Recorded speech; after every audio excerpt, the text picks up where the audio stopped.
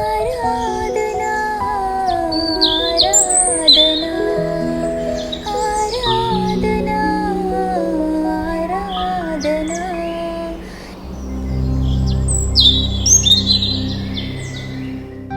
తండ్రి కుమార పరిశుద్ధాత్మ త్రేక దేవుని నామంలో మిమ్మల్ందరినీ కూడా ఇటు మండలకాల ధ్యానాంశంలోనికి ప్రభు పేరిట స్వాగతం తెలియజేస్తుంటున్నాను. మేఘాలయపు అడవులలో కాశీ తెగ ప్రజలకు ఒక గొప్ప అద్భుతమైన అలవాటు ఉంటున్నది. వారు నదులు దాటడానికి వంతెనలను నిర్మించేవారుగా కాదు, వాటిని పెంచువారిగా ఉంటారు. అక్కడ పెరిగే రబ్బరు చెట్ల వేర్లను దశాబ్దాలు పాటుగా నదికి ఇరువైపులన అల్లుకుపోయేలా చేస్తారు.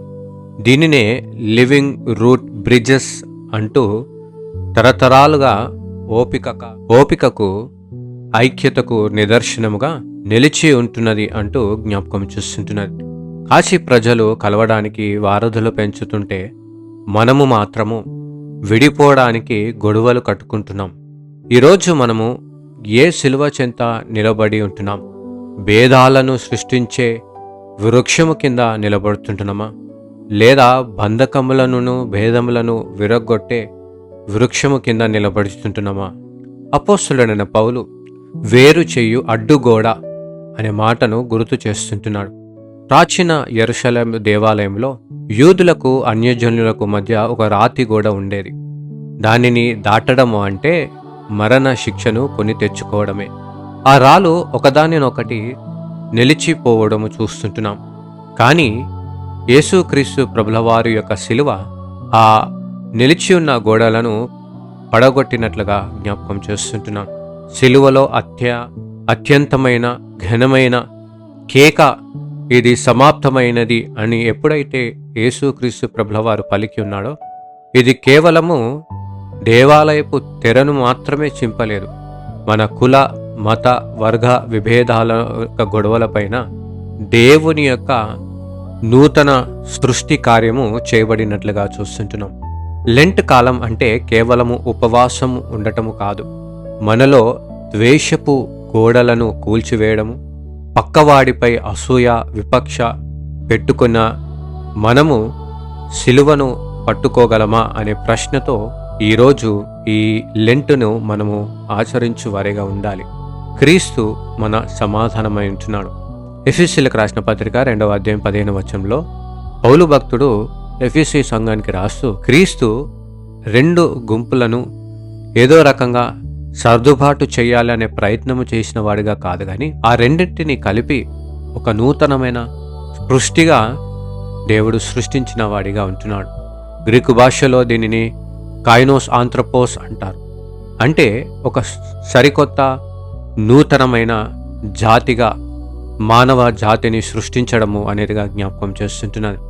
మన గుర్తింపు మన కులంలో, మన మతంలో, మన విశ్వాసంలో, మన ఒక ఆచార పద్ధతులలో, మన వంశంలో లేదు, కానీ యేసుక్రీస్తు ప్రభుల వారి యొక్క రక్తంలోనే మన గుర్తింపు కలిగి ఉన్నది అంటూ జ్ఞాపకం చేస్తుంటున్నాడు.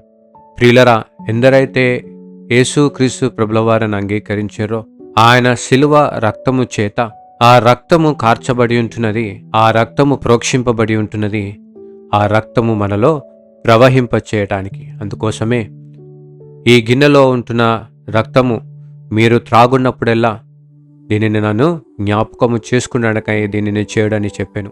తీరా మన పాపముల నిమిత్తము ప్రాయశ్చిత్తము కలిగించడానికి తన రక్తమును చిందించిన వాడిగా ఉంటున్నాడు.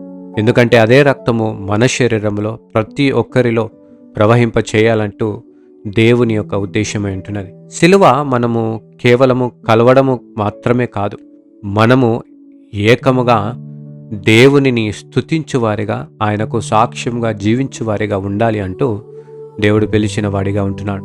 అదే ఎఫెసీయులకు రాసిన పత్రిక 2వ అధ్యాయం 16వ వచనంలో తన శిలువ ద్వారా ఏక శరీరంగా చేసిన దేవుడై ఉంటున్నాడు. ఈ మండల కాలము మనము మన తోటి వారిని, మన పొరుగు వారిని, ఇతరులను దేవుడు తన శిలువ మరణము చేత మనలందరినీ కూడా ఏకము చేసి తన శిలువలో హత్తుకున్న వాడిగా ఉంటున్నాడు. ఐక్యత అంటే అందరూ ఒకేలా ఉండటం అని కాదు, అది ఆత్మలో పెరిగే వేర్లు వంటిది. మనకు కలిగి ఉన్న భక్తి, విశ్వాసము అది నిజమో కాదో అనేది ఎప్పుడు తెలుస్తుంది అంటే మనము ఇతరులతో కలిగి ఉన్న దైవికమైన సంబంధమును బట్టి.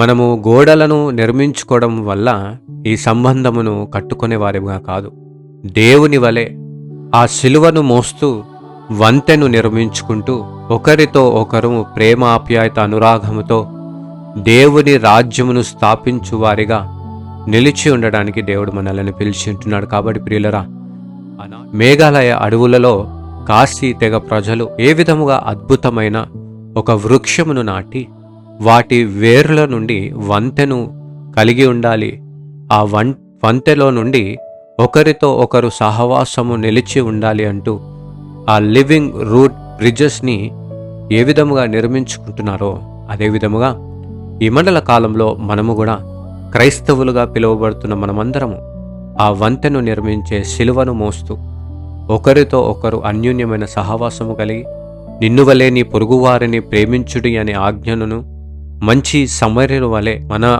బాధ్యతను నిర్వర్తిస్తూ దేవుని రాజ్యమును స్థాపించే సాక్షులుగాను సాధనముగాను త్రియేక దేవుడు మనలను నిర్మించి దీవించి నడిపించునుగాక. ఆమేన్. ప్రార్థించుదము. మహా గొప్ప కనికరము కలిగిన మా తండ్రి, నీ పరిశుద్ధమైన నామానికి వందనాలు చెల్లించుకుంటున్నాం. ప్రభా, ఈ లోకంలో ఎక్కడ చూసినా విభేదాలను, మోసములను, అన్యాయములను, అక్రమములను, దౌర్జన్యమును, అసహ్యములను దూరము చేసుకొనుట, ఒకరితో ఒకరు గాయపరుచుకునుట అనేదే నిత్యము దినమెల్లా ఇదే ఏర్పాటులో, ఇదే పనులలో మనుషులు జీవించువారిగా ఉంటున్నారు. ఇట్టి లోకమును నీవు ప్రేమించిన వాడవై ఉంటున్నావు. ఇట్టి లోకమును ఈ ద్వేషపూరితమైన జీవితంలో నుండి ప్రేమానురాగము కలిగిన జీవితంలోనికి ప్రవహింపచేయడానికి నీ రక్తమును చిందించి ఆ రక్తమును మాలో ప్రవహింపచేస్తుంటున్న విధానాన్ని బట్టి నీకు వందనాలు. నీ రక్తమును త్రాగిన మేమందరము ఇదిగో ప్రభువా, నీ ప్రేమను పంచువారిగా, పెంచువారిగా నిత్యము మా ఒక సంఘములో, కుటుంబంలో, సమాజంలో ఇదిగో నీవు ఏ రీతిగా అయితే సాక్ష్యముగా నిలిచి ఉంటున్నావో, ఇతరుల యొక్క విశ్వాసానికి భిన్నముగా ఉండి దేవుని యొక్క రాజ్య స్థాపన నిమిత్తము నీవు చేసిన పరిచర్యను బట్టి నీకు వందనాలు ప్రభువా. అదే విధముగా ఈ లోకంలో నీవు మమ్మల్ని పిలిచిన దేవుడవై ఉంటున్నావు. ఆ పిలుపుకు తగ్గట్టుగా మేము జీవిస్తూ ప్రభువా, గోడలను నిర్మించడము కాదు కానీ వంతెనలను నిర్మించుకుంటూ ఒకరితో ఒకరు మంచి సహవాసము, పేరు సంపాదించుకుంటూ నీ పరిశుద్ధమైన నామమునకు సాక్ష్యముగా ప్రకటన చేసే విశ్వాసము అందరికీ దయచేయమని ప్రార్థిస్తుంటున్నాం. మా ప్రియ పరలోకపు తండ్రి యేసుక్రీస్తు ప్రభువా, మా గుర్తింపు నీ యొక్క రక్తములో మాకు అనుగ్రహించుంటున్నాం. మేమందరము ఒకే రక్తముకు చెందిన వారిగా ఉన్నాము అంటూ నీ వాక్యంలో జ్ఞాపకం చేస్తుంటున్నాం.